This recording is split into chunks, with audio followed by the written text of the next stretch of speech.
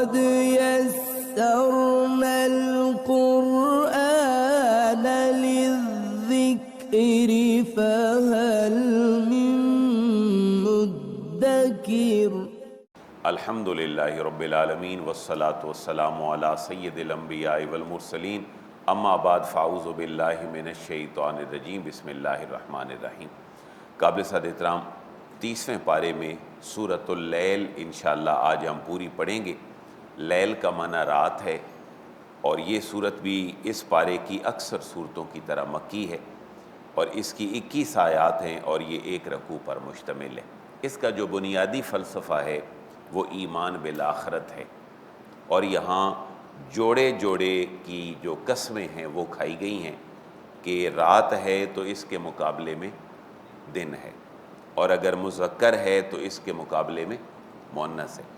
یہ صرف 2 مثالیں دی گئی ہیں، اور یہ انسان کو ریئلائز کروایا گیا ہے کہ کائنات کی ہر چیز اگر جوڑا جوڑا ہے تو پھر اس دنیا کا بھی ایک جوڑا ہے، اور وہ کیا ہے؟ وہ آخرت ہے۔ اور پھر ساتھ یہ بات کہی گئی ہے کہ تمہاری کوششیں جدا جدا ہیں۔ ایک بندہ اپنے بزنس میں زیادہ کوشش کرتا ہے، ایک تھوڑی کوشش کرتا ہے، تو زیادہ کوشش کرنے والے کو زیادہ کامیابی ملتی ہے، تھوڑی کوشش کرنے والے کو تھوڑی کامیابی ملتی ہے۔ اللہ فرما رہا ہے اس دنیا کا عالم بھی یہی ہے، جو اس کے اندر اللہ کی رضا کے لیے محنت کرتا ہے اس کو اللہ تعالیٰ جنت عطا فرماتا ہے، اور جو اللہ اور اس کے رسول کی اطاعت اور فرما برداری میں زندگی بسر نہیں کرتا، بخل کرتا ہے اور بے پرواہ رہتا ہے، تو اس کا انجام یقیناً ایسا نہیں ہو سکتا کہ جو پہلا بندہ ہے جو اپنا ہر کام اللہ کی رضا کے لیے کرتا ہے۔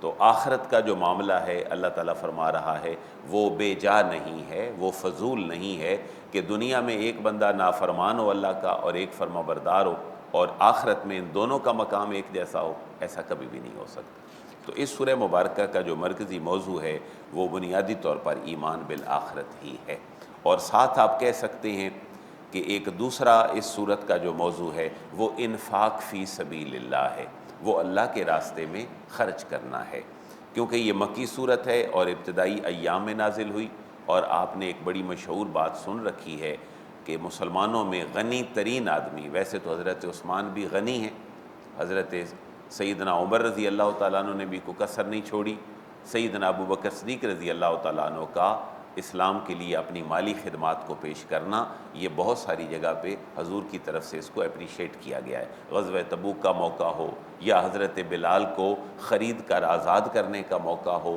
اس وقت بھی لوگوں نے کہا کہ شاید کوئی بلال کا احسان ہوگا جناب ابو بکر پہ رضی اللہ تعالیٰ عنہ، تو انہوں نے خرید دیا ہوگا۔ اللہ تعالیٰ فرما رہے ایسی بات نہیں ہے، جو میرے راستے میں مال خرچ کرتے ہیں وہ اللہ کی رضا کے لیے کرتے ہیں، ان کا کسی کے اوپر کوئی احسان نہیں ہے، اللہ ان کو اس کا ضرور ریوارڈ عطا فرمائے گا۔ یہ آج کی جو آیات ہیں یہ 21 ہیں، چھوٹی چھوٹی ہیں، انشاءاللہ ہم کوشش کرتے ہیں کہ پوری سورہ مبارکہ پڑھ لیں۔ اعوذ باللہ من الشیطان الرجیم، بسم اللہ الرحمن الرحیم۔ واللیل اذا یغشا، یہ واو جو ہے یہ قسمیہ ہے، واللیل، اور قسم ہے رات کی، اذا یغشا، جب وہ ہر چیز پر چھا جائے۔ چھا جانا ایسے ہے جیسے کوئی چادر سی بندہ کسی کے اوپر لپیٹ دے، یعنی اتنی بڑی قدرت والی کوئی ذات تو ہے جو ایک جلتے ہوئے بہت بڑے بلب کو یعنی سورج کو ماند کر دیتی ہے، چادر ڈال دیتی ہے اس پہ اور رات آ جاتی ہے۔ وہ ذات اس بات پر قادر ہے کہ اس کائنات کو ختم کرنے کے بعد ایک نئی کائنات کو بسا دے۔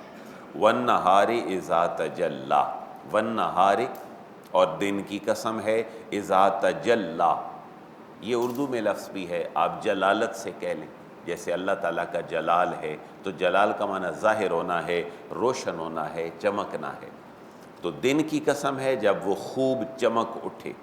وَمَا خَلَقَ الذَّكَرَ وَالْأُنثَىٰ، اور اس کی قسم ہے ما جس نے خلق پیدا فرمایا الذکر نر کو، مذکر کو، والانثیٰ اور مؤنث کو اور مادہ کو۔ تو بہت ساری حکمتیں ہیں کہ دیکھیں نا، ایک ہی خالق ہے اور چیزیں 2 ہیں، مذکر مؤنث، اور صرف ان کے اندر جینڈر کا ہی فرق نہیں ہے، ان کے احساسات کا بھی فرق ہے۔ اس کائنات کا حسن بھی مذکر اور مؤنث دونوں کے ساتھ ہے۔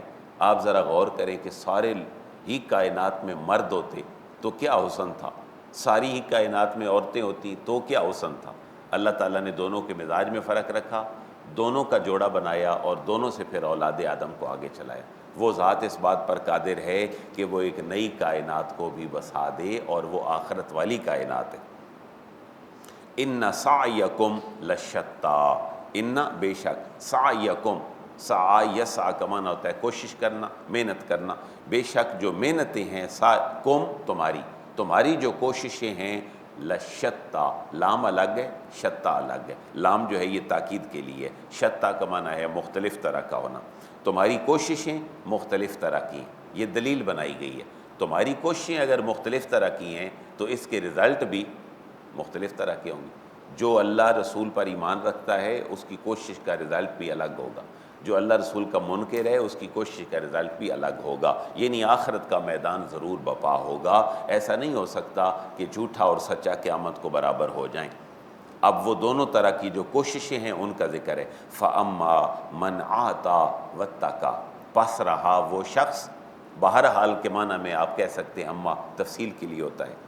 پھر وہ شخص من آتا، ترجمہ تھوڑا کوشش کریں، آتا، وہ شخص جس نے عطا کیا، دیا اپنا مال اللہ کے راستے میں، واتقا، اور متقی بنا رہا، پرہیزگاری اختیار کرتا رہا۔ دیکھیں نا، دیا اور پرہیزگاری اختیار کرتا رہا، ایک ہے چھینتا رہا اور پرہیزگاری اختیار نہیں کرتا رہا، دونوں برابر تو نہیں ہو سکتے۔ جس نے اپنا مال راہ خدا میں خرچ کیا، واتقا، اور ڈرتا رہا، وصدق بالحسنی، واو کا معنی اور صدق، اس نے تصدیق کی، بالحسنی، اچھی بات کی، یعنی اچھی بات اور بھلی بات کیا تھی؟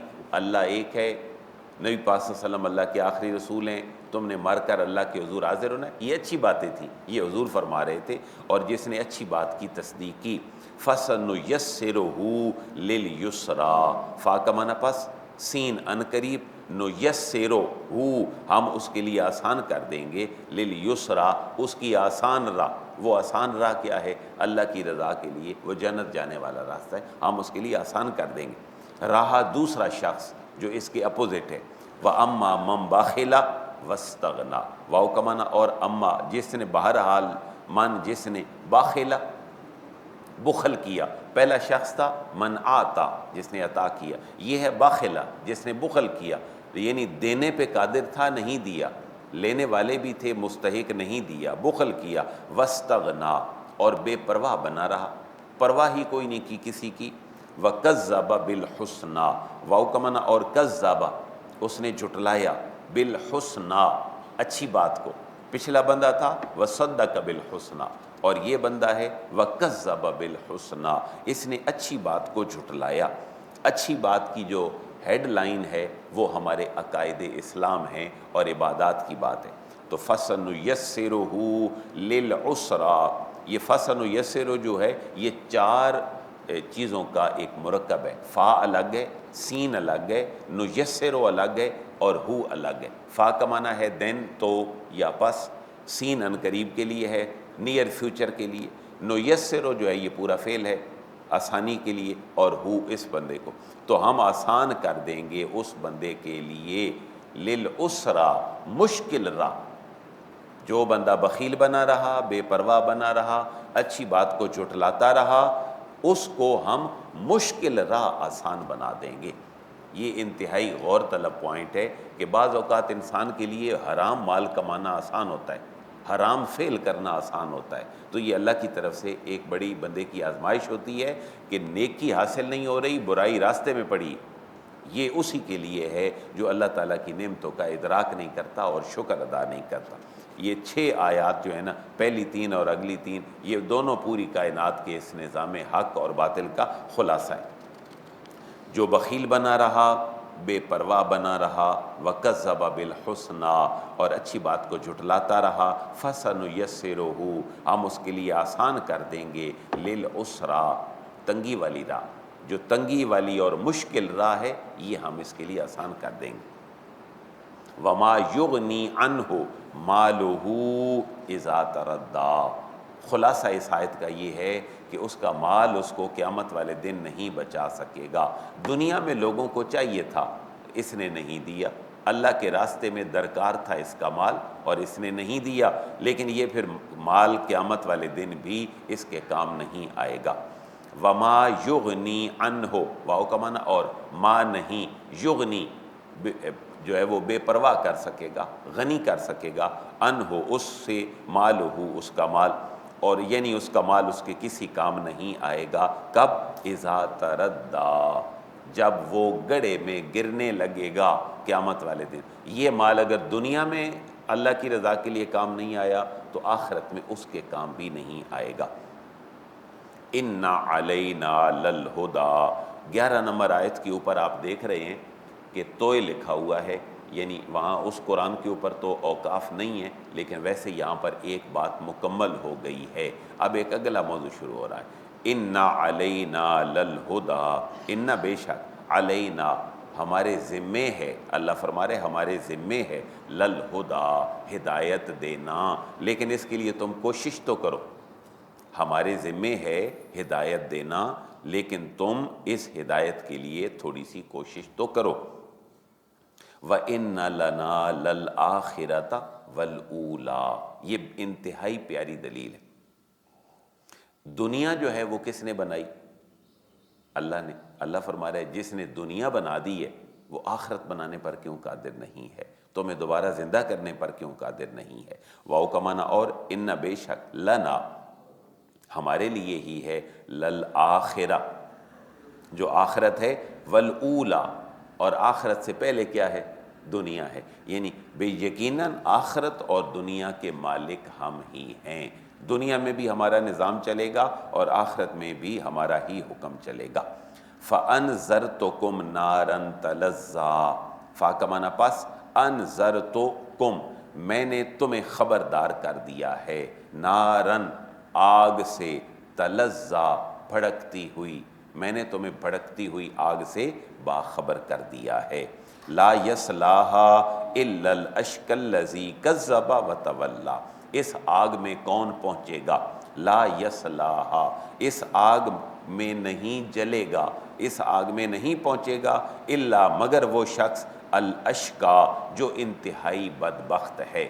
بندہ ایک لفظ بولتے ہیں نا شقی، جو موٹے کاف والا ہے وہ بدبخت ہوتا ہے، چھوٹے کاف والا تو شک کرنے والا ہوتا ہے، تو وہ بدبخت ہے۔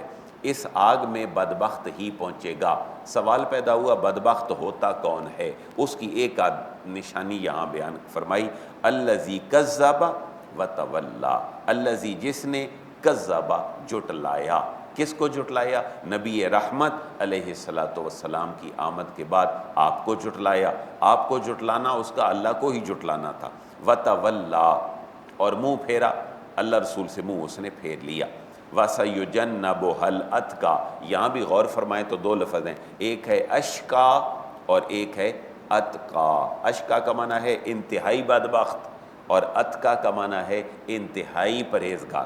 تو جو اشقا ہے وہ دوزخ میں جائے گا، اور جو اتقا ہے وہ اپنا مال دنیا میں خرچ کرتا ہے۔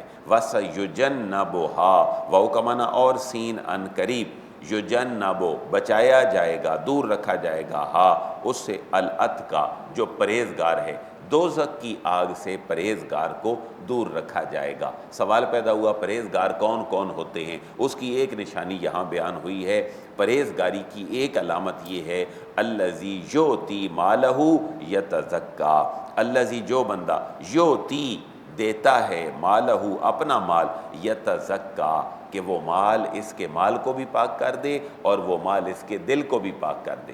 تو اس صورت میں متقی سے مراد وہ بندہ ہے کہ جو اللہ کے راستے میں اپنا مال خرچ کر۔ ویسے متقین کی اور صفات بھی ہیں، لیکن یہاں خاص طور پر اللہ کے راستے میں اپنا مال خرچ کرنے والا، اس کو اتقا کہا گیا ہے۔ اور جو خرچ نہیں کرتا ضرورت کے باوجود، اللہ کے دیے ہوئے کے باوجود، اس کو قرآن نے اشقا کہا ہے۔ وَمَا لِأَحَدٍ عِندَهُ مِن نِعْمَةٍ تُجْزَىٰ، جب یہ مال خرچ کرتا ہے تو ایسا نہیں ہوتا کہ کسی کا اس پہ احسان ہوتا ہے تو یہ اس کو مال دے دیتا ہے، یہ اللہ کی رضا کے لیے ہی دیتا ہے۔ وَمَا لِأَحَدٍ عِندَهُ، اور نہیں ہوتا کسی ایک کے لیے بھی، عِندَهُ اس پر، مِن نِعْمَةٍ کوئی احسان، تُجْزَىٰ جس کا اس کو بدلہ دینا ہو۔ اب یہ بات وہ بھی ہے جب حضرت ابو بکر صدیق رضی اللہ تعالیٰ عنہ نے حضرت بلال رضی اللہ تعالیٰ عنہ کو ایک کافر سے پیسے دے کر آزاد کروا دیا، تو لوگوں نے کہا بھئی بلال کا تو کوئی احسان ہے ابو بکر پہ رضی اللہ تعالیٰ عنہ، تو انہوں نے ان کو خرید کے آزاد کر دیا۔ اللہ فرما رہے نہیں، خالصتاً جو بلال پہ مشکلات آتی تھیں، ابو بکر کو یہ دل کو چبھتی تھیں، اللہ نے مال دیا تھا تو انہوں نے اللہ کی رضا کے لیے اس کافر کو مال دے کر حضرت بلال کو آزاد کروا دیا۔ اِلَّا ابْتِغَاءَ وَجْهِ رَبِّهِ الْأَعْلَىٰ، صرف اور صرف اگر کوئی مقصود تھا ان کے پیش نظر تو وہ یہ تھا کہ ابتغاء، وہ طلب کرنا تھا وجہ ربہ الْأَعْلَىٰ، جو ان کا رب اعلیٰ ہے، بڑا رب ہے، اس کی جو خوشنودی ہے اس کو طلب کرنا تھا۔ وَلَسَوْفَ يَرْضَىٰ، اور جو بندہ اللہ کے راستے میں اللہ کی رضا کے لیے مال خرچ کرتا ہے تو وَلَسَوْفَ يَرْضَىٰ، واو کا معنی اور لام بلا شبہ، سوفا ان قریب، یردا اللہ اس سے ضرور راضی ہو جائے گا۔ جو اللہ کی رضا کے لیے اپنا مال خرچ کرتا ہے اللہ تعالیٰ ان قریب اس سے ضرور راضی ہو جائے گا۔ یہ صورت کب نازل ہوئی جی؟ یہ صورت مکے میں نازل ہوئی۔ مکے کے ابتدائی دور میں مسلمانوں کے لیے مشکلات تھیں، تو ان مشکلات میں جو اللہ کے نیک لوگ ہیں، جو اسلام کے راستے میں اپنی مال کو اور اپنے اللہ کے دیے ہوئے رزق کو پیش کرنے والے تھے، ان کو اپریشیٹ کیا گیا ہے۔ اللہ تعالیٰ سے دعا ہے اللہ ہمیں بھی اپنی رضا نصیب فرمائے۔ جو مخیر احباب اللہ کے راستے میں اپنا مال خرچ کرتے ہیں، اللہ ان کے مال میں برکتیں عطا فرمائے اور انہیں جزائے خیر عطا فرمائے۔ وما علیہ الا البلاغ۔